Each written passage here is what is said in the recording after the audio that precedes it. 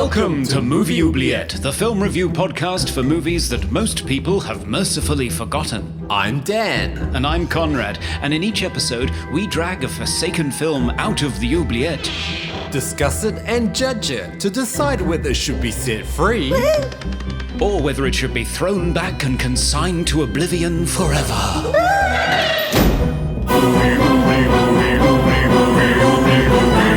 We review the films others tend to forget. Come with us and open up the Movie Oubliette. Hello listeners, happy Pluto demoted day and welcome to the 85th episode of Movie Oubliette, the circumplanetary podcast for forgotten fantastical films with me, Conrad, going to secret screenings in Cambridge, UK. And me, Dan, somehow resurrecting my old 2008 MacBook laptop from its dusty grave down here in Melbourne, Australia. Wow. We focus on sci-fi, horror and fantasy films because we love taking hallucinatory drugs while fighting off a zombie horde on a planet with a third of Earth's gravity. Dan, how are you? Oh, good. So I've resurrected my old laptop from 2008. It's like a time capsule of the last time I used it was 2013 maybe. Oh, wow. So yeah, 8 years ago. Did you find any gems on there? Just old photos, which is always saddening because of how youthful and skinny I used to be. But, you know, the memories, yes, nostalgia. Oh, well, that's good. Yeah, and it still works. Yeah, so the battery was completely shot, so I bought a new battery, and it turned on. I didn't think it would, but it does. I've put in an SSD, and I'm going to put in some new RAM, and it's now going to become my note-taking laptop. So cool. Yeah. Well, it's always good not to be in a recycling, replacing everything type of mode, isn't it? Yeah. There are certain things that you just don't really need upgrades for, like, Microsoft Word. That's fine. I can just keep using it for that. So you've been attending secret screenings? Yeah. So the all-you-can-eat cinema, a membership that I have, occasionally it gives you access to these secret screenings, and they did one this week. And I went in very excited and I had a list of films in my head, could it be Dune? Could it be Ghostbusters? Oh. But it turned out to be Free Guy, which comes out this weekend. So it's okay. I want to see that. I saw it 3 days earlier than anybody else. I want to see that. It looks funny. It's very good. No, it's very good. For a popcorn munching summer blockbuster feel-good movie, it's really good fun. Mm-hmm. It's good to see Ryan Reynolds playing a character who's naive and sort of sweet, rather than the foul-mouthed, lascivious guy that he is in Deadpool. Right. So, yeah, it's just a big gleaming smile of a movie, and it's great fun to sort of bounce along in. Great. So, yeah. Can't wait to watch it. Highly recommended. So any big gleaming balls of fun in our mailbag, Conrad? Oh, yes. We have some big gleaming new patrons too. Ooh. So hello to Brent, Brian and Chris, who became patrons in the last couple of weeks. Really appreciate your support. Thanks for coming on board. Yes. Welcome aboard. And we got an email from Chris as well. And he says, Conrad and Dan, I'm delighted to see that you've released The Quiet Earth from its decades-long entombment in the oubliette. Back in the day, every American video rental store had at least one copy of this obscure gem, and I rented it many times with my friends. Your review brought me back to beer-soaked movie nights with buddies, which usually ended with the question, what the hell was that ending about? This movie really is a classic, and it's a pity it's flown under the radar for so long. I haven't seen it in ages, and now I'm inspired to make some microwave popcorn and find it online. I'm so surprised how well received, globally, this film is, and it just disappeared in New Zealand. So strange. It is, yeah. So, I'm not aware of any following it from here in the UK either, but obviously Chris in America was watching it on a regular basis over there. So it's great to hear. So good memories. Yeah. Also on The Quiet Earth, Telemar said, "Wow, The Quiet Earth. Now that's something I've not seen in years. That final scene still sticks in my mind." That final scene, yes. I know. And Wicked Person said, "Absolutely never thought that that was Saturn. I assumed that it means the Earth has been transported into an entirely different dimension and galaxy, leaving almost all human beings floating earthless in space." Oh, wow. So the Earth itself has been transported. Yeah. And all the life is just floating in space, freezing in the space Yeah, climate. instant. Yeah, heat death. Yeah. Okay.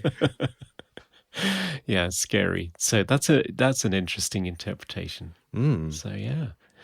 And when we were talking about discovering more New Zealand sci-fi movies, like Vincent Ward's The Navigator, Bad Taste, of course, from Peter Jackson, Battle Truck, which I've never heard of, that. and the zombie film Death Warmed Up, which I've never heard Those of either. two, those last two I'd never heard of. I am surprised Isaac has somehow unearthed these gems. I know. So Phil, uncle, said, "I only know Bad Taste, but the other three look very interesting. My mind's eye first read David Lynch as playing Spider in Death Warmed Up, but alas, it's actually David Lech. I don't know whether he's famous NZ actor." I don't know. Before my time. Maybe he was. Yeah. So yeah, lots of interest in The Quiet Earth. And also on our minisode, talking about the Fear Street trilogy, I asked people what their favourite was. Copper Top Dan said 1978, and it's not particularly close. So I agree. I definitely thought that was the strongest of the three. yeah, and Eddie Coulter agrees as well. "I enjoyed all of them, but if I had to choose, it would have to be 1978 because of the setting." So there you go. Very popular choice. So yeah, thanks everyone for your mailbag. We love hearing from you, so please do keep them coming. Yeah, please do. I suppose I ought to be coming over to the Oubliette to find out what movie we're doing next. Yes. Okay. Wow. I'm in a strange red environment and it's very dusty. Oh, okay. I think I can see the movie over there. Hang on, what's this cloud coming over the horizon? And what's that sound in the distance? It smells like bad breath. Okay, I'm coming back. Okay. Damn, girl, I like you already. You better wipe your feet, Conrad. Oh, yeah. There's red dust everywhere. Oh, it's all over my jeans. So what do you have? So I have with me Ghost of Mars, which is the 2001 American science fiction action horror film directed and scored by John Carpenter, starring Natasha Henstridge, Ice Cube, Jason Statham, Pam Grier, Clea DuVall, and Joanna Cassidy. Oh, wow. This is our second Carpenter film that we're going to be covering? No, third. Third, I think. Yeah, we did Prince of Darkness and we did Mouth of Madness Yes, too. that's right. Yeah. So what's this one about? So the year is 2176. Mars has been colonized and mankind has handed over control to womankind. When police officer Lieutenant Melanie Ballard is sent to a remote mining outpost to transport a notorious prisoner named Desolation Williams, her unit finds the town deserted, signs of a brutal massacre, and a ragtag bunch of survivors in the cells. She discovers via a flashback in a flashback in a flashback that miners have unleashed a deadly fog filled with ghostly things that assimilate human beings, turn them into death metal video extras, and drive them to an assault on her precinct. Can the criminals and cops put their differences aside and escape from Mars? Find out. Oh, very subtle, Conrad. Yeah. There are a few references sort of buried in there. Yeah. Hope you listeners know what he's talking about. And to kick off our discussion, we'll start off with a very special interview we had with a very special guest. Yes, indeed. After the break. Yeah.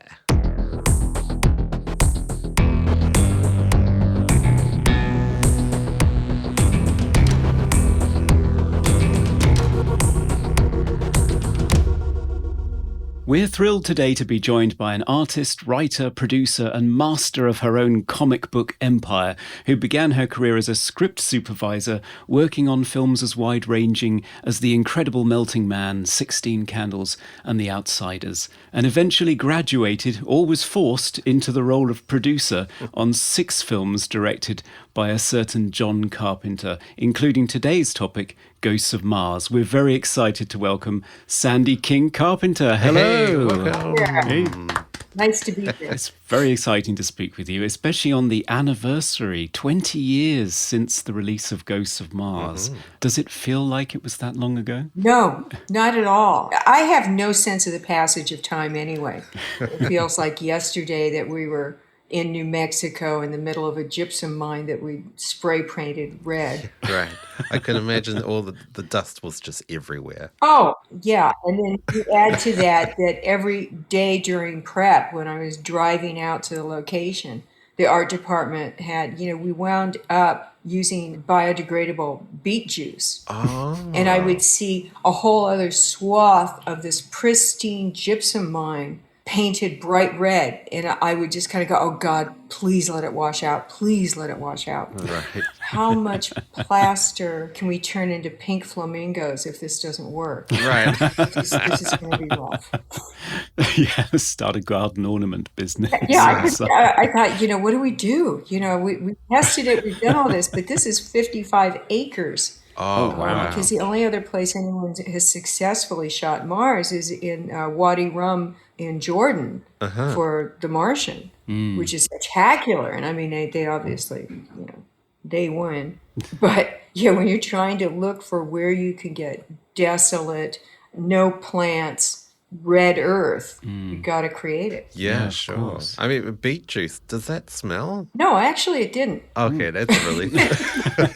The location and the sets look absolutely incredible, like a real full-scale environment, something that you can't imagine somebody taking on now. It would usually be digital, a lot of it. Just how challenging was it to create Mars on Earth? Well, the biggest thing was finding a place. We had done vampires in New Mexico, and the guy who'd been our location manager had then become head of the film commission, Right. and said, okay, consider us. And I said, dude, there's no red dirt in New Mexico. And he goes, there could be if you went here.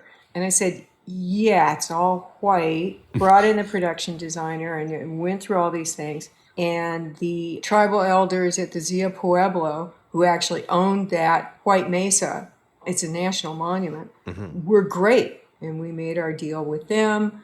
So really that was the biggest consideration. How do we get a 360 degrees working town that you can go in and out of the buildings, that you can launch assaults from, that you can have all the action that we were going to have and run vehicles through and then blow up. Yeah, And it's not going to be accomplished with just a CG green screen. No. exactly. You don't get that throw. You couldn't have the whole assault by Big Daddy Mars and all the warriors and that kind of stuff. Yeah. I love the sort of atmosphere of the film because it was all shot at night, right? Was that quite a challenge to sort of coordinate? No, you just got to wake everybody up. Keep them awake. Yeah, I mean, it's that goes with the job. Yeah, sure. So to go back right to the very beginning, how did the movie come about in the first place? Because I read that it was originally supposed to be the third entry in the Snake Plissken story, Yeah. but you never know whether it's just something that somebody says and then everybody keeps repeating it in every article after that. No, somebody just made that up. It was just another story that we decided to do. Right. No, they had no connection. No. No, when you set out to do a Snake Plissken story, you do a Snake Plissken story. Yeah. This was far more of a matriarchal assault movie. It's a Western on Mars with women. Yeah. In terms of the casting of the film, Natasha Henstridge is an interesting choice. I don't think she'd been in an action role before, but she's really riveting and she's incredibly physical in the movie. And I read that she came in late to save the day when the original cast actress had to drop out. What happened there and how did Natasha come into the frame? Well, our original actress, was injured doing some physical stuff. And it was a real strenuous role that required a real athletic person. And Natasha had done Species and she'd done other things. She was really fit and she was real game. And she was charismatic. And she was a great fit against Jason Statham, and who was also real fit. You know, he's an ex-Olympic diver. And our stunt coordinator, Jeff Amata, is great at playing to people's strengths. And our actors, you know, were training when they weren't on set. Right. Our stunt coordinator is known for putting together fight routines and encounters where some of the warriors were stunt people. Like Richard Citrone, who was Big Daddy Mars, you know, goes as stunt Batman on Instagram and stuff, if you want to follow him. And Chad Stileski, who now directs all the John Wick movies, was one of the guys fighting in the train.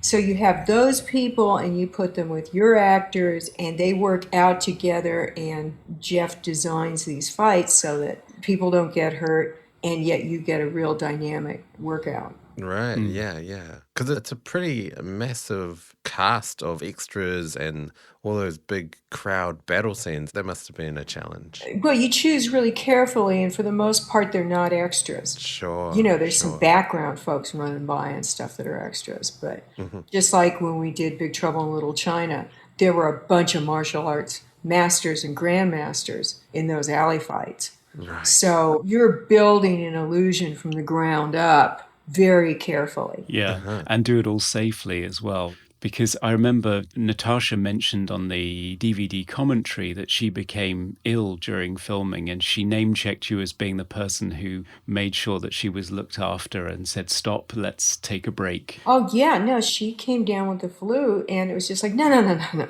Okay, this is one of those times that insurance shutdowns were made for. Bring in the doctors, and then once you're back, let's make sure we have the acupuncturist, the chiropractor, the regular doctor, and everybody in attendance to make sure you're not overdoing it. We're movie magic. We're not supposed to wreck people intentionally. You keep your people healthy and well looked after. Yeah.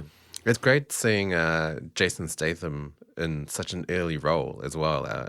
He'd only done Lock, Stock and Snatch previously, I guess. Yeah. Did you have him in mind for this film, for that role? He's the first person we cast. Wow. Because he hadn't really done action before, and yet now it's unthinkable. Yeah. He is an action star, but this is really where he cut his teeth. I also noticed, I don't know, maybe it's just me, but it was probably the first role I'd ever seen him play where he was kind of not really the bad guy, but he's not a good guy either. Sort of, he's a bit leery.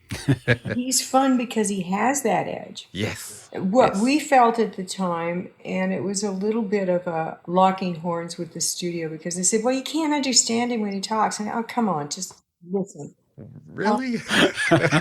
Yeah, because, you know, I'd only done the Guy Ritchie movies. Right. And we're going, yeah, but look at what he's got. You know, this is unique. It'll work. You know, you just got to trust us. And he was supposed to be more heavy edge on the Cockney accent and all of that stuff. Trust us, it'll work. And you're going to be really proud for him being in this movie. But no, he's got the edge, he's got the chops, and he's got the darkness. Yes. And of course, you have Ice Cube, and again, cast in a type of role that I don't think he'd ever really done before, and in a genre that he'd never worked in before. How did that one come about? Agents. Yeah. Simple as that. Yeah. No, it's the kind of thing where it was like, you know, we'd seen him in Three Kings, Right. where there was some action and stuff. And so it didn't seem out of the question. Right. Yeah. Because that was a straighter, non-urban role. And we kind of went, okay, this is doable. Because sometimes, you know, it's not necessarily what the person is known for, but you can find the kernel of what they can do. Yeah. You want to say, okay, you know, are you willing to be locked out in the desert? You know, there's that other aspect to it. You know, we're going to a place in the middle of nowhere. This is not your pop tour. Sure. You were your own party. There was nothing else out there. Right? It's like, okay, isn't this fun? Yeah, I guess you do develop quite a sort of close-knit community, though, you know, like you really get to know each other. Oh boy, do you.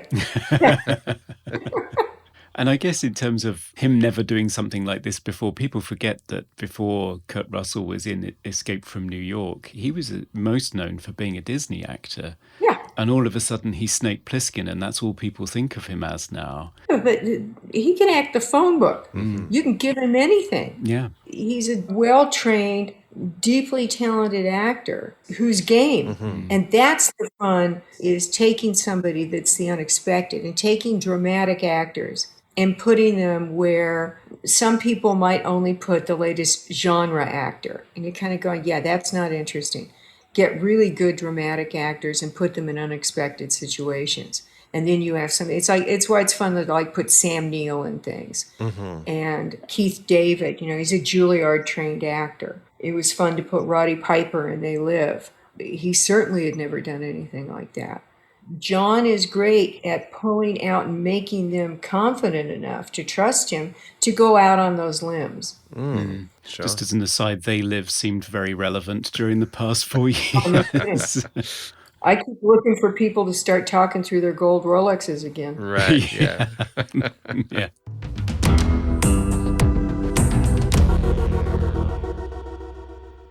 So the film you mentioned before, it depicts a matriarchy, and I noticed the military team has as many women as men, and it's led by a woman, which feels quite groundbreaking. I mean, it's not 50 years ago, but it is 20 years ago, and I'm not sure I'd seen a film like that at that point. What was the thinking behind that? Was it a deliberate thing, or was it just, the best actor for the role, regardless of gender? It was deliberate. It was cool. It was the future. And we had kick-ass women like Pam Grier. I mean, come on. And Joanna Cassidy. Yeah. Come on, man. Joanna Cassidy flies through glass windows and is the best robot on Earth from Blade Runner. I mean, come on. Yeah. If you're on Mars, you're going to be tough to have ever gone there. You're going to be tougher to have survived there. Now let's go into the military there. So those were the guiding forces behind, do I buy this structure on Mars in the future? Yeah. Yeah. And the female cast hold their own in all of the battle scenes. I mean, there's no differentiation between what they're called upon to do at all. I mean, they look amazing. Yeah, there can't be. Yeah. Not if you're going to buy that you're on Mars in the future and what they are facing are the warriors. Yeah. Well, the marauding horde in the movie, they look incredible. Yeah. The makeup design and the costuming for those guys. What was it inspired by? Because a lot of people drew comparison with the rock scene at the time, and particular artists, I think, were name-checked. I think that's just the mind of Greg Nicotero. I think that when you want to do the future, it's real interesting to do real nativistic throwback stuff, like you've gone through a whole cycle. And, what has occurred to get you there? These people that went rogue, went nativistic, what was happening there? What are the overlaps of civilization on Mars? So it was just kind of cool to draw a real distinction between those layers. Sure. Was it also the fact that it was kind of a Western as well? Did that play into it? Kind of a what? A Western? Western. Oh, Western. I don't know, honey. Was it Western approach? Yep. He says yes. Okay. Yeah. Because, I mean, John famously strongly influenced by Westerns, and Howard Hawks in particular. And I've heard him in interviews say that Ghosts of Mars and Vampires were Westerns in disguise. Yeah. And it always seemed a shame to me that he hasn't directed one himself. He's written a couple. I was wondering if you'd ever tried to mount a production, and it's just one of those genres that studios won't back. I think in the very first sentence, when you say Western to a studio, we had one once that was just so great. And this was pre-Dances with Wolves, when we'd been reading the Tony Hillerman books. And I go, this would make the best TV series, and blah, blah, blah. And they're like, nobody wants to see Westerns. And then, of course, Dances with Wolves came and just mowed everybody down. It's like, yeah, you're right. Nobody cares. I've always thought there was a rich mining there of native lore. All the indigenous peoples around the world have some of the best folklore, ghost stories. There's this really cool stuff that's far scarier than white bread stuff. And you kind of go, look, I know how to scare the pants off everybody. These guys have been doing it for centuries. And it's really, really dark and cool. But it is really hard to get people out of that's so old-fashioned. And it's a mixed bag because, we annihilated most of a race of people. You got to face that. A little hard to glorify, genocide. But what they overlook is this whole other part of the Old West, which 25% were freedmen. So you've got a richness you can do without glorifying and whitewashing the Old West. And maybe our genre is a cool way to break into that by using some of the great folklore, some of the great other things from the other cultures, and some of the truth of what went on. And I think maybe we could get something going, but they'll probably just say, people don't like horses. So I don't know. What stops you from rolling your eyes permanently into the back of your head in meetings with people? I don't know. I've really been happy with Zoom conferences because I'm a little tiny square. And you just kind of go, oh, fuck. And not return the next call. There are times, where, in fact, whole series have been canceled because I've sat there and kind of gone, you really can't find your ass with both hands because what you're doing isn't scary and you want us to scare people, and just throwing blood on something isn't scary, and that's not horror, and you have to have mythology and you have to create a universe. And I'm like a broken record trying to say, this audience is not stupid. This audience knows that horror is an allegorical format, and you have to speak to truths within us. You have to challenge them. And while we may go through different forms, they went through slasher porn, they went through, all these other things, splatter and all that. At the bottom of it, the horror that survives is stuff that speaks to some truth within the audience. You want to have a good platform. You want to have some. What is the story? What is this? I'm boring him. What is this? You sound like the Lion King. What is the story you're trying to tell? Why are you telling this story? It can't just be for the one scene in the bathroom where you chop someone's head off. That's not good enough. Been there, done that. So it's a smart audience, it's a challenging audience, and you have to speak to what fears people are working out. Yeah. Has there been a film that you've worked on that has been very challenging with studios, like the most challenging? All of them. Did you have any reservations about Ghosts of Mars, given that you'd had Mission to Mars and Red Planet the year before, and it seemed like Hollywood was going through a Red Planet phase at the time? No, because all of these things are years out in the making. So you all just hit at the same time. It's the kind of thing where you're not really comparing notes with everybody else to see, hey, anybody else on Mars this week? It's that kind of thing where you kind of go, there's how many coming out? Because you're generally not aware of it until like too late that someone else is doing $100 million Mars. You generally are just doing the best movie you can. And most of the time your stories are all different. But every once in a while you have a mass collision just going, oh. So music is quite a big part of Ghosts of Mars. How did that come about, working with Anthrax and all those great guitar heroes? It just seemed like the movie had a heavy metal edge to it. And Guns N' Roses was recording in the same recording studio that John was doing the soundtrack in. Oh. And they had Buckethead with them. Right. And Buckethead performs in a Michael Myers jumpsuit with a Kentucky Fried Chicken bucket on his head. Yes. And one day when we come into the studio, he's standing stock still in the hallway as Michael Myers. That's the first clue that Buckethead wants to be on your soundtrack.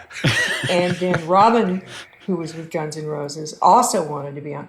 And so it started really shaping into this. And at the same time, I can't remember how we got connected with Anthrax, which I think they had been in the studio. So basically it became this thing of, in the coffee lounge. Right. John was bringing in certain elements, and then that became a riff throughout. And then Steve Vai came in on the opening track, and it became like the attack of the heavy metal guitars. Right. It's like the screaming winds of Mars. And it was pretty cool. Right. I'm a huge fan of John's musical work. I was lucky enough to see him play live in the Troxy in London. Were you at the Troxy? Were you there that Halloween night where they just tore it up? Yeah.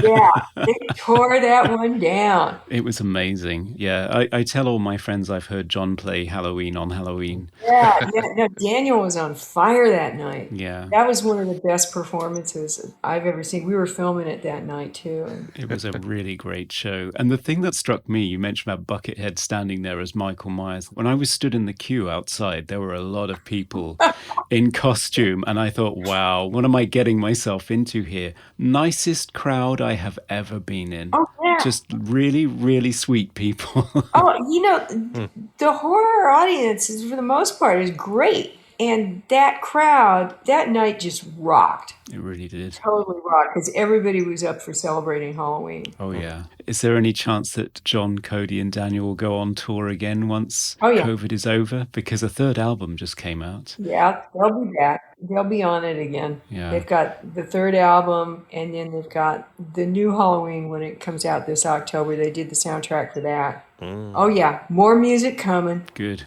The sound machine roars on. Okay. 20 years on, how do you look back on Ghosts of Mars now? Is there anything you wish you could go back and change? If there were, I wouldn't tell you.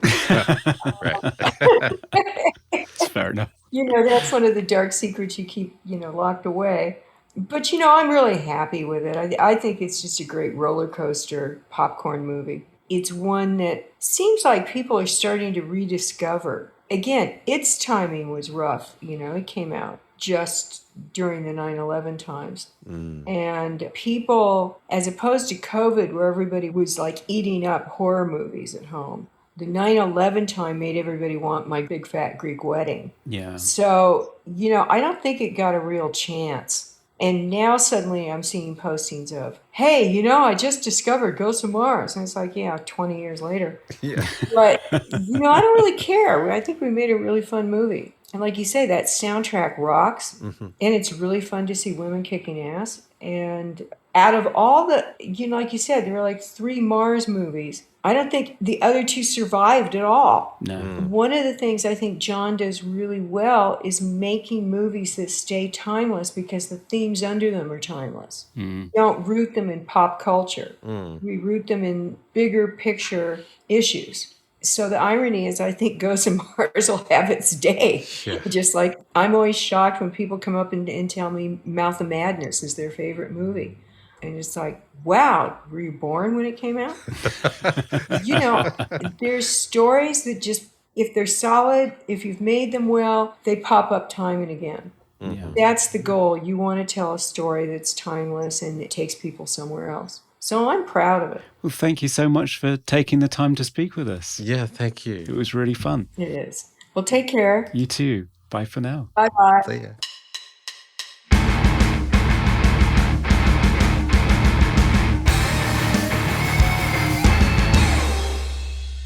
And we're back. What a great interview that was. It was a real thrill to talk to Sandy, and she was great fun. Yeah. Also, a bit nerve-wracking with John Carpenter just in the background listening in. Just hovering, yes, Yeah. ever present. He was there for the entire interview, which you may pick up in the background because there were a lot of coughs and just random singing at one point, which is entertaining to edit. But yeah, it was a really good time and so kind of her to spend an hour with us talking about that. So Dan, had you seen Ghosts of Mars before we embarked upon this? Yeah, well, this was like right smack bang in my sort of prime of my teenage years.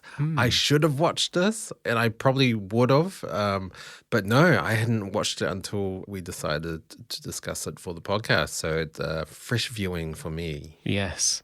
And I had seen it before. I saw it at the time it was released, not in theatres. I saw it on DVD because if memory serves me right, it kind of just went pretty quickly to DVD here. Right, yes. Yeah, it came along at the tail end of a long string of movies set on Mars, which I guess maybe didn't help. Maybe people were getting a bit tired of Mars at that point. Yeah, it is very much a time capsule of the time, though. Like, it is very early 2000 or late 90s.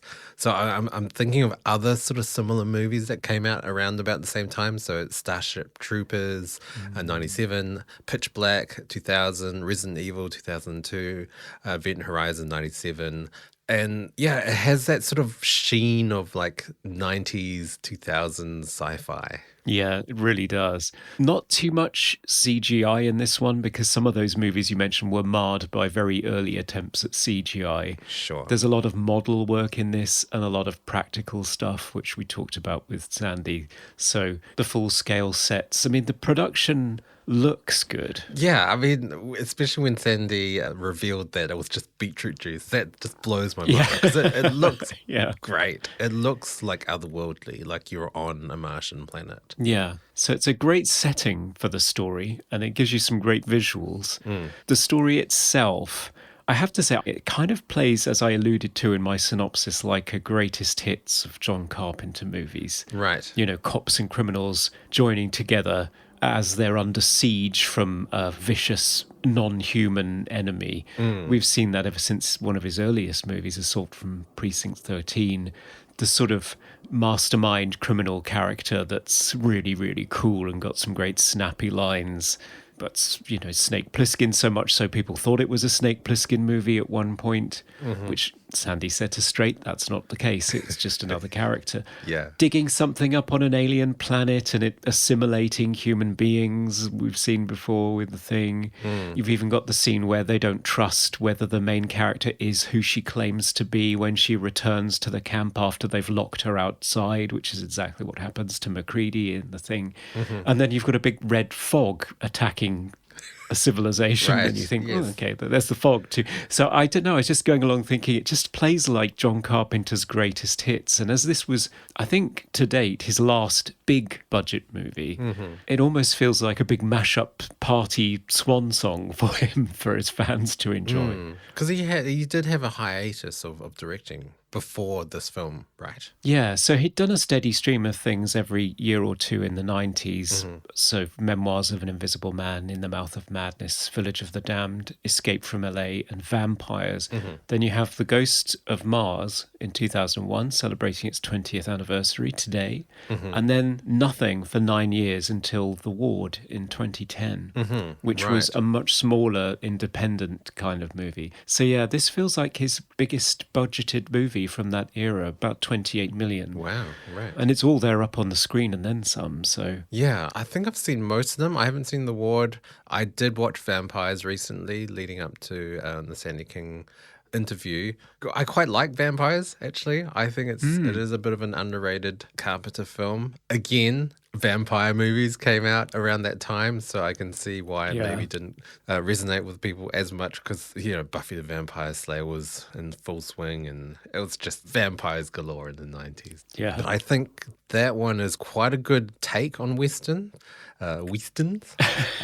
Whereas this one, yeah, it kind of is, it kind of isn't. Like you said, it is tinges of lots of other Carpenter films. So maybe it was almost like, yeah, like you said, a swan song, a homage to himself. Yeah, it feels like it. The structure of the story, it's a very interesting approach. It is. It's quite different from anything else he's done because so much of what he does is mount almost unbearable suspense and tension and dread and foreboding, and particularly in his classics like The Thing.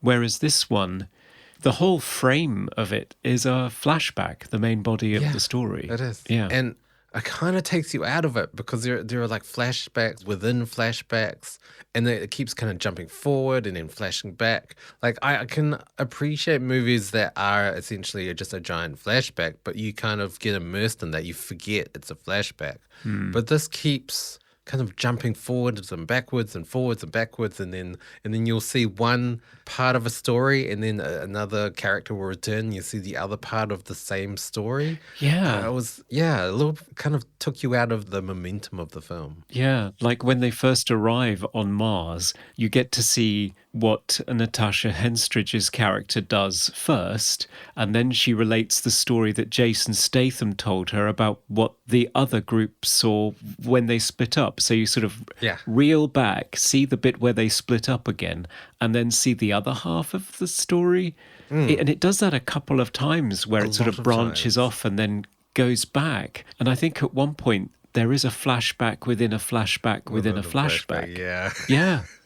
It's just an amazing story construction. It's not something I remember seeing, certainly not in this genre, for an action horror movie, Yes. to couch it in all of these structural complications. It's different. On the commentary, John Carpenter said that the reason he did it was he actually wrote it linear to begin with, and then he said, this is so boring, I've seen this all before, I'm going to do it somewhat differently. But the thing is, maybe we see why people don't do it this way, because I don't know, it feels like it kind of breaks the suspense, doesn't it? It does. Because we've already seen things already happen. Like, we don't need to see it again, like, with more detail. I don't know. There are certain scenes that could have been completely cut out, and they could have just said it in dialogue, oh, this happened in 10 seconds, rather than show the entire thing again. Yeah, I don't know. There were a lot of moments within the film where I did feel they could have tightened up the duration a bit, cut out a good half hour, 20 minutes of the film, and it would have been sort of more streamlined and sort of more left up to the imagination of the viewer as well. Yeah. Without showing everything. In terms of plot wise, one part of the film I felt was kind of a strange approach was when they do escape the town, the male character says, oh, we should go back. We have to go back. It's like, why not just incorporate that whole last sequence with the escape? So do the bomb exploding thing and the escape and the train all joined together. Why split it into two separate acts? It's really strange. It is, I know. That it is a moment where you kind of throw your remote at the TV because, you know, they managed to escape barely with their lives. Very few of them left at that point. And then she says, we've got to go back and blow up the nuclear power station. Yeah. Will that work? And the answer is, don't know, could scatter the ghost to the four winds and just kill everybody. Yeah. But hey, let's try it. I don't know. Seems like an odd choice. It seems like they just tapped an extra storyline onto the end. Like, they could have ended escaping and, you know, the train goes off into the distance, credits. But then they just tapped on this extra, oh, we have to explode this thing. And the bad guy needs to have a big, you know, showdown, big fight sequence. Yeah. We need that. Very odd.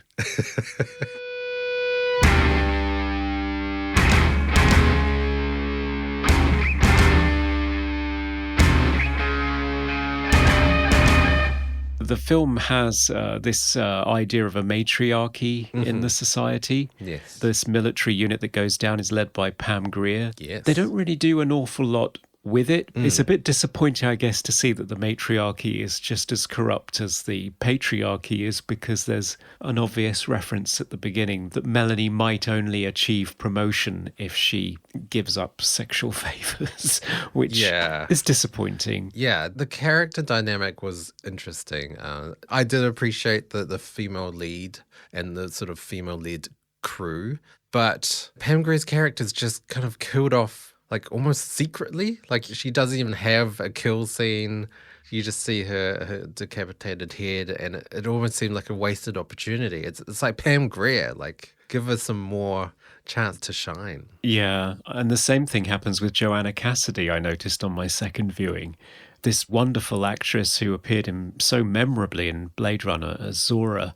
And she's great in the movie, especially when she's crashing in her hot air balloon. Oh, yes. But she gets possessed. She looks as though she just has like a little dizzy spell in the doorway, and then you never see her again. So it's kind of sad. There were a lot of characters in this movie that were kind of just there, but they didn't have a lot to do. Like, even Clea DuVall's character didn't really do a whole lot. Like, I felt like they could have run with her sort of PTSD nervousness and made it a sort of more of a plot point in the movie, but she's kind of just around. Yeah. And similarly, there's a white guy that's just there. I don't even remember his name. He has a few lines. Oh, Descanso, Liam Waite, who was Natasha Henstridge's husband at the time. Oh, really? So, I didn't know that. Yes. Yeah, they had 2 children. When she was recording the commentary, she was heavily pregnant with child 2, I think. So he's the one that manages to carry on firing his weapon even after one of his arms has been severed by a razor-sharp frisbee. Yes. Go you. I did want to ask, were those projectiles, was that CGI or was that some sort of composited effect? I think it is CGI. And actually, the decapitations by Frisbee are quite good, nice and quick, so you don't linger on it too long. Many of them. Though. Many of them. In fact, most of them do die by Frisbee, which is unexpected. It is. But I'd not seen it before, so I guess marks for originality. Yeah. But yeah, many of the characters are dispensed with very quickly, and it's not sort of heroic or lingered on in any way. No emotional impact at all. Like characters are just offed. And I had to sort of rewind and who's left? I don't no one seems to be at all concerned that their team is very rapidly getting smaller and smaller and smaller. Yeah. Not much space for memorable characters. Yeah, I actually did think Jason Statham and Ice Cube as well were quite memorable characters because they had characterizations. Like, as much as Jason Statham was a slimy, sleazy scumbag, he was a slimy, sleazy scumbag that, you know, you wanted to hate. And it was something to kind of hold on to in terms of character dynamics. And also, I don't know whether I've seen him be sort of a bad guy of sorts in a film. Well, I haven't seen a great deal of his oeuvre, it has to be said. Apart from that ridiculous shark thing, that was pretty hilarious. Oh, the Meg, right? Yeah. Yes. No, I've seen a number of his movies, and for the most part, he's exactly the same in every movie. Right. He's just Jason Statham. So it was actually quite refreshing seeing him play a different type of character. He wasn't the squeaky clean action hero. He was a bit of a sleaze. He was, yeah. And I was a bit disappointed to see that Melanie finally gave in to his advances on his third attempt. Persistence. Yes. That's the way to a woman's heart. That's the key. Just persistence. Yeah. Just lock her in a 6-inch steel room that's impregnable and then say, this might be our last chance. And then she'll say, oh, screw it. Yeah, okay. Let's do it. Yeah. I don't know. Maybe she just feels like using him. May as well. I don't know. Ice Cube? Ice Cube. Yeah, I mean, Ice Cube was, I guess, playing himself. It wasn't really a character. I did note that all the sort of criminals, all of his men are non-white. And the only sort of good character in the whole movie that isn't white is Pam Grier. So that's interesting. Yeah, it is a bit tricky in that regard because if it is basically a Western and it is deploying the same tropes in terms of primitivism versus civilization. Sure. And at one point, Melanie says, as far as they're concerned, we're the invaders. They are, aren't they? Yeah, of course they are. Yeah. She says, you know, this is about dominion. This isn't their planet anymore. I thought, well, kind of is. Yeah. Can you just leave?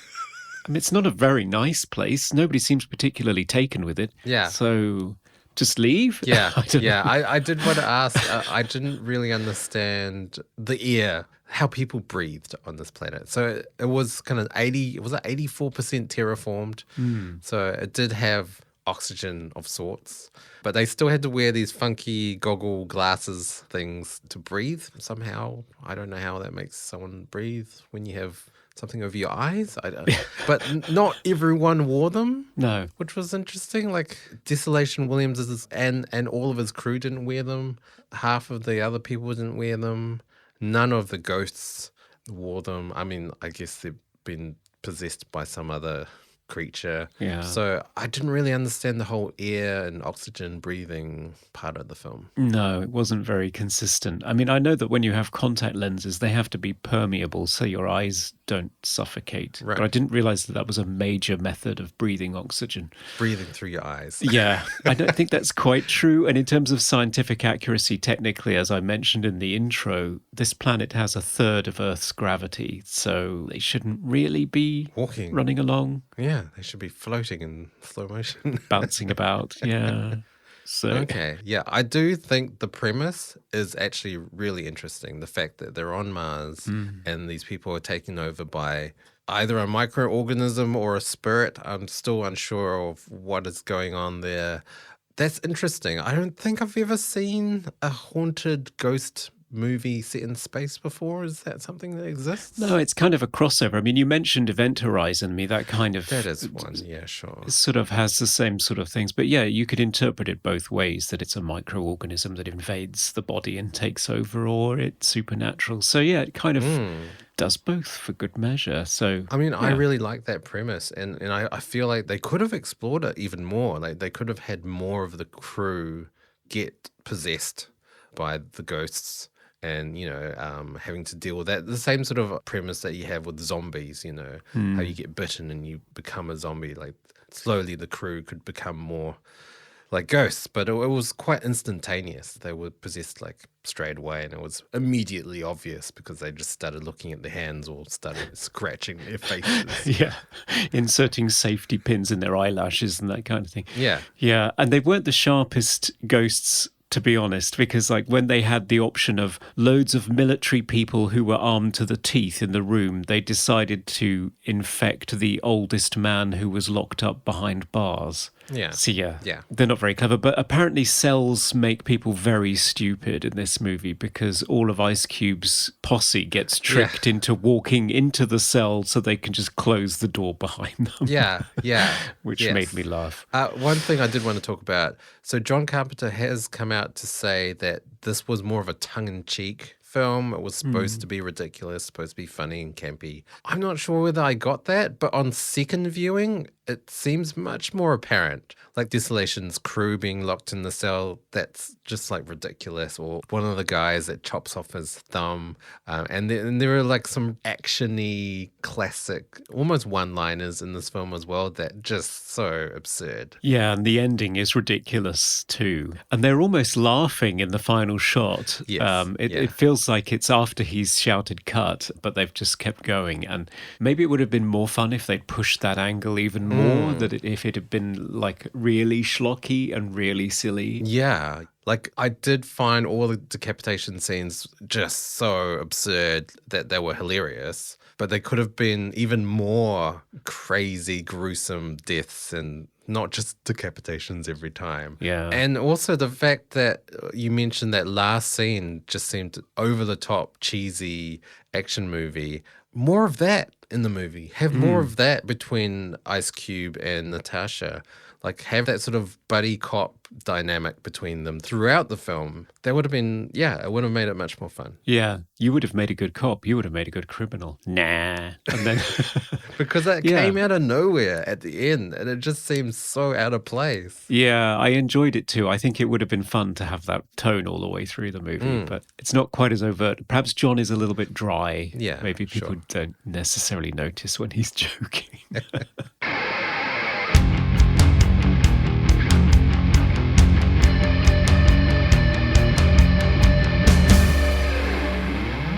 Last thing to talk about, the music. Yes. Dan, I'm glad you're sitting down. Right. You may be surprised to hear that I'm not up on my Buckethead music. It's a really interesting combination of artists here. It's almost like a supergroup of metal and rock bands. He seems to have like every guitarist ever playing on this soundtrack. So thrash metal band Anthrax virtuoso Steve Vai, Buckethead, former Guns N' Roses and Nine Inch Nails guitarist Robin Frink. Are you familiar with these people? Yeah. I would say these were kind of 10 years earlier. So there were a lot of 80s, late 80s musicians. So I don't know, not really up to date with when this movie came out, 2001. Right. Like, you would expect for 2001, you would have bands like Limp Bizkit or Deftones or Korn or sort of all that sort of new metal stuff. But These artists are more kind of 80s metal. Right. Yeah, because I guess Resident Evil, you mentioned, that famously had a big tie-in with Marilyn Manson, didn't it? Exactly. There's some of it that I really like. I like the opening title. I do too. Yeah, that's a great John Carpenter theme. Yeah, and the model work, I actually was very impressed with that. The train looked real to me. I love that sort of early noughties era where they were doing miniatures and bigatures like on Lord of the Rings and then combining it with live action photography. It really sells it for me because you can't beat shooting a real object. Yeah, exactly. Yeah, and I'm glad that they did practical rather than CGI because I'm not sure whether 2001 CGI would have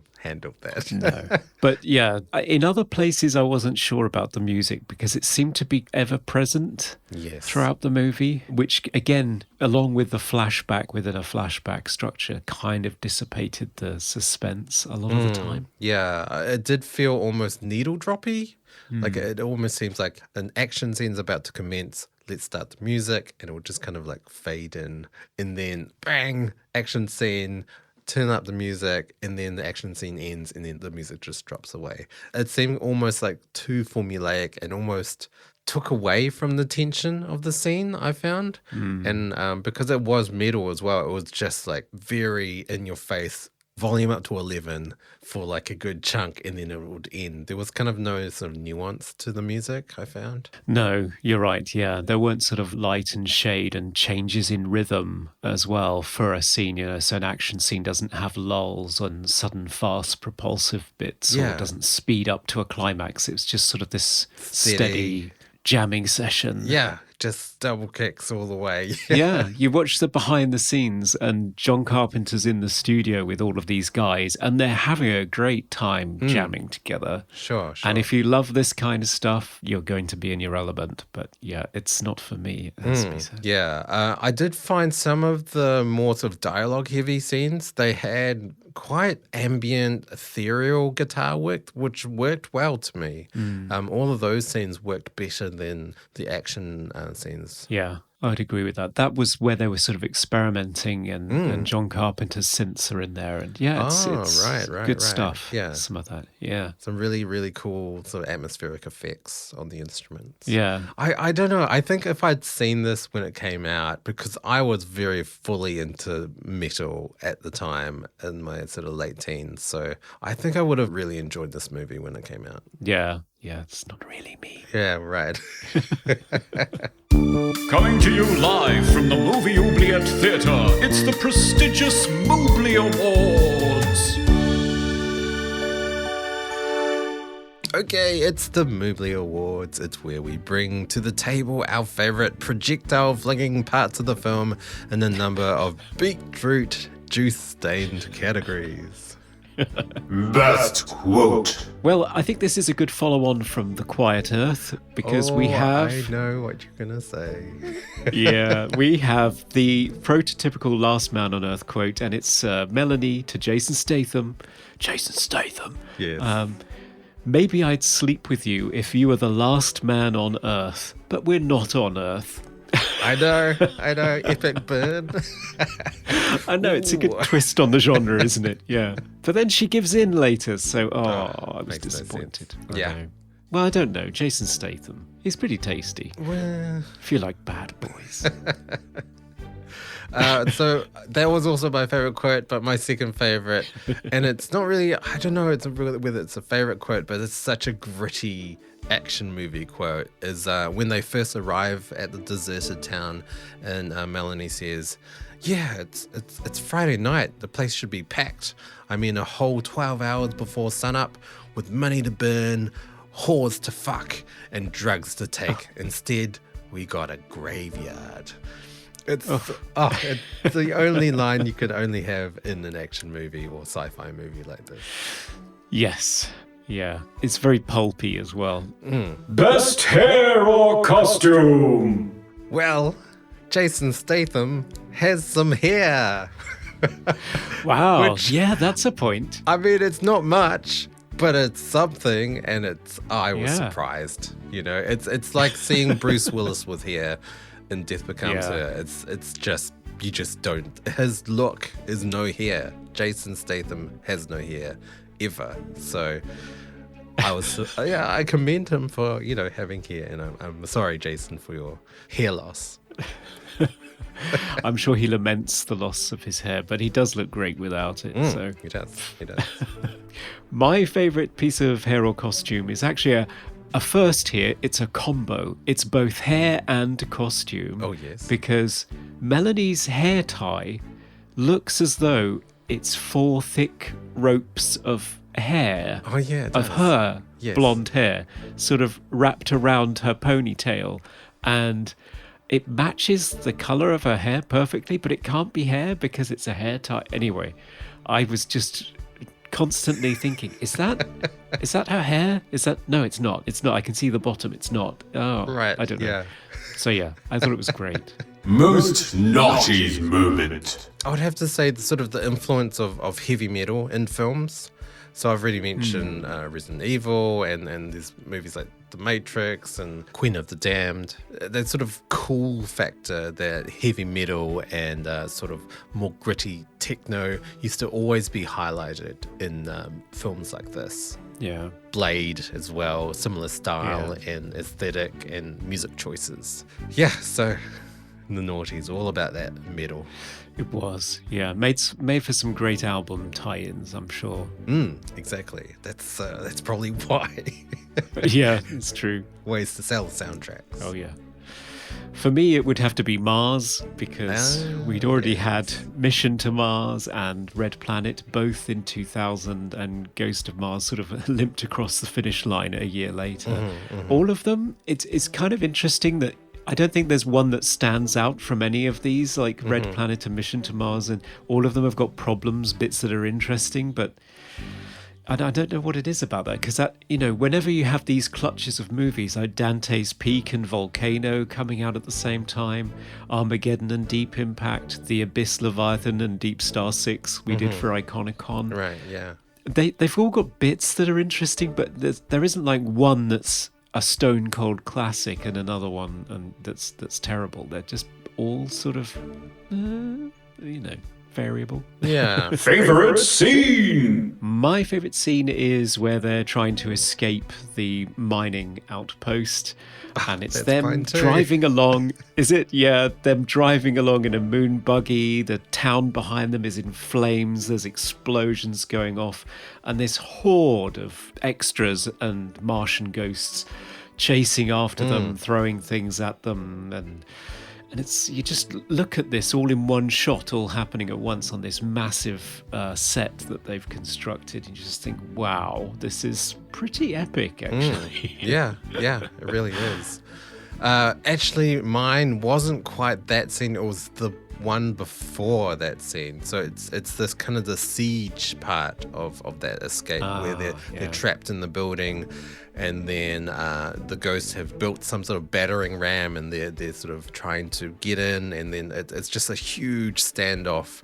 I feel like it's one of the only parts of the film where the really jarring heavy metal music actually does work in that scene, and it feels really claustrophobic, and there's a lot of tension, and you just don't know how they're going to get out of the situation. And for me, it was the most sort of action-packed and high thrill part of the film. Yeah, there's a lot of amazing stunts in that as well, like full body burns and people exactly. being thrown into walls, and Yeah, it's good. Most cliche sci-fi moment. It has to be the bomb fixes everything, right? Yeah. The reactor bomb explosion plot point that just fixes everything, and it's pretty much in every sci-fi ever made. Yeah, you said this on The Quiet Earth, and I noted it down here. Yes, Dan's right. Got to blow something up to end the movie. It has to be sort of a suicide mission because they're not really sure if they're going to get out of it. But this one is especially dumb because they don't even know if this is going to work. I mean, at least in Aliens, they're pretty sure that a thermonuclear explosion is going to kill these biological entities. What it's going to do to the ghosts of Mars, just spray them across the four winds, I should think, and infect the entire planet in the fallout. Yeah. Best special effect. You've said it before, I actually really do like the train model pulling into the station with live actors. I think it's pretty good, and I do love the combination of miniatures and composited live action elements. Because one of the people that are on the platform even walks right up to the train and knocks on the door. Right. And, clearly it's just, green set pieces and what have you, but it looks pretty good to me even now. And I think shooting a sizable miniature the right way, all these people that knew how to light and shoot this stuff with the right lenses and the right lighting and the right speed of the camera. I guess it's probably a bit of a lost art now. They probably don't do it. It's probably all CGI and people standing in front of green screens. But yeah, I really liked it. I thought it looked great. I really liked the hot air balloon exploding because that looked like a practical effect as well. And very impressive explosion. I did find the editing a bit odd though, because it did the Chuck Norris thing where it just plays the same scene again and again, like repeat with a slightly different camera angle. I don't know. Yeah, it was a bit funny. And with dissolves. Yeah, lots of dissolves. Favorite sound effect. My favourite was one of the less effective jump scares, which was where you have a slow pan down to reveal an arm sticking out of a cupboard when they're first exploring the deserted outpost. Yes. And there's this tension build, and then when they open the door, the arm just falls off because it's sort of severed at the elbow. And it's accompanied by a very loud metal scraping, cutting sound effect on the soundtrack. So it's just like, this is a severed arm, and orally, this is how it happened. I was confused by that sound actually, because I thought, did the door do that? What happened? Like, wow, sharp doors. I know. Be careful. Most funniest moment. I think we're both going to say exactly the same scene, aren't we? It's the scene where the guy cuts his own thumb off after trying to open a can with a machete. Right, yeah. I mean, that I would say that was intentionally funny. I think it is. I think John Carpenter assembled that for the laugh. Oh, definitely. It works really well. And again, it sort of comes out of nowhere tonally. I wasn't expecting it at all. So yeah, top tip out there, kids. Do not try to open a can of food with a machete when you're high on some sort of nitrous oxide mix. Yeah. I mean, it's not good. It was bound to happen. When you see him holding the can with his thumb outstretched, it's just bad news. Oh, yeah. Funny for me, actually, I did have that as kind of my second choice, but the funniest scenes for me were all the decapitation scenes, because they were so quick and so abrupt, and it's just the fastest way to kill any character, and so many of them as well. I roared with laughter every single time, and especially the guy that gets he gets his arm severed, and he's still shooting away, and then just the head decapitation just tops it off, and it's hilarious. Yep, that's Descanso. Yeah, he keeps going, and almost after his head's cut off, he keeps going. Just a flesh wound. Yeah. And that's our movies. Yeah. Hi, I'm Sandy King-Carpenter, producer of movies like They Live, Ghosts of Mars, Village of the Dam, and other movies like Mouth of Madness. And you're listening to Movie Oubliette. Oh, hold on. Okay, John says I need to say Prince of Darkness. Hi, I'm Sandy King-Carpenter, producer of movies like They Live, Prince of Darkness, In the Mouth of Madness, and you're listening to Movie Oubliette. There you go. Thank you. He says okay. Tick of approval. You guessed it, listeners. It's the most important part of the pod. Final verdict time. Should Ghosts of Mars be set free to travel beyond Mars and possess Earth's people with its Martian brilliance? Or should it be shot with a shiny chrome submachine gun and be sealed in an ancient mine? The oubliette, if you will, never to be spoken of again. Conrad, this is our third Carpenter film. What were your final thoughts? Well, it's an odd one, isn't it? Because so much of it is sort of like a greatest hits of John Carpenter. And it feels like he's having fun with it, especially in some places, like the thumb chopping off and the final scene. But for me, it was the structure of it, the flashback structure, the overuse of dissolves as scene transitions, even within shots, and the constant sort of jam session soundtrack, sort of, it kind of robbed it of suspense. And as a sort of full ahead action movie, it just kind of, again, because of those elements I mentioned, didn't feel very propulsive and exciting.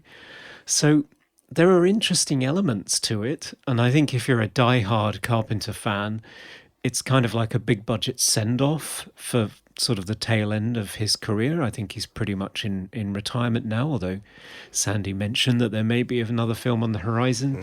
But I mean, for me, it doesn't quite stand up to the rest of his filmography. And I'm not sure, if somebody asked me, I'm not sure I would say this from his later movies, this is a standout. I'm not sure I would recommend it to people. So I'm sorry to say I'd probably leave it in there. How about you? Yeah. I would say as well that this movie, it has potential. It had so much potential. I really did like the premise of Ghosts on Mars. I mean, mixing up a haunting movie with sci-fi, I think that's a great idea. I would love to see that. But I'm not sure whether this does it well. There's so much gray area in the plots and the characters. And I do agree. I think John probably had a lot of fun making this movie, and it probably was a lot of fun, assembling sort of a tongue-in-cheek, kind of campy, not so serious film. But I did find tonally it didn't come across the way that he seemed to envision. I'm not sure. I think I probably would have enjoyed this movie when it did come out, me being an angsty metalhead in the early 2000s. But watching it now, I'm not sure whether it really sort of stands the test of time. I think it is very much a time capsule of 2001. Yeah, I think you're right. I'm not sure whether I would also recommend this to anyone. No. So it's a handsome production, but I don't think it's necessarily one that you should seek out, maybe. Okay. I'm afraid we're just going to have to pop it back in there and close the crypt. I've been known to change a few minds. No, hang Okay, on. get back in there. Don't tell Sandy. No. I'm sorry, Sandy. Sorry, Sandy. We did love talking to you, though, so thank you so much yes, for we coming did. to talk to us. Yes, and so many behind-the-scenes details. Yeah. No, it's a fascinating production, and I think they did an amazing job with the budget that they had.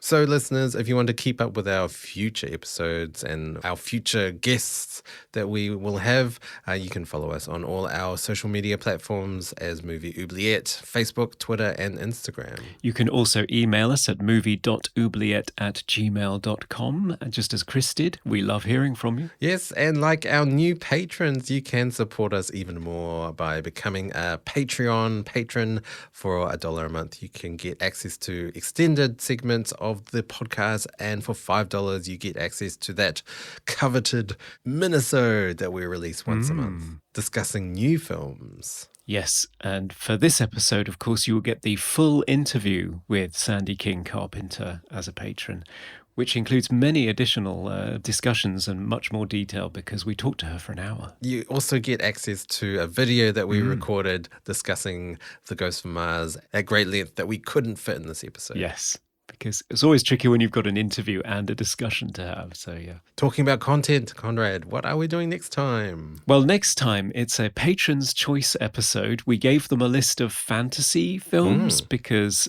we haven't done anything with fantasy elements for quite some time, lots of horror and sci-fi. Yes.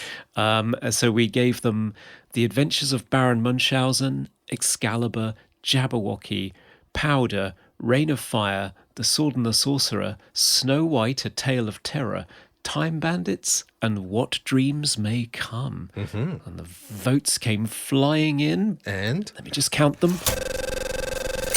The winner was Reign of Fire. Oh, dragons. Dragons, yes. So I have never seen this movie. This is a 2002, so we're still in the same era as Ghosts of Mars.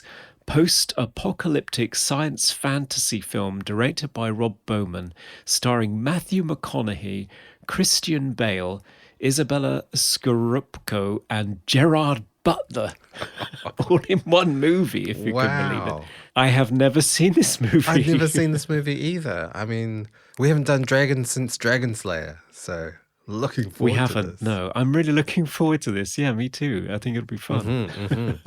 Well, thanks, patrons, for voting. Yes, it's democracy in action amongst a limited few Yes. who paid for the honour. That's not democracy, is it? That's terrible.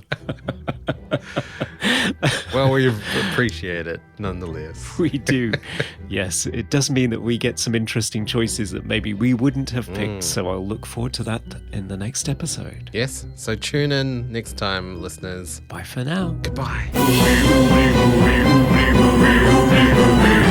We review the films others tend to forget. Come with us and open up the movie oubliette.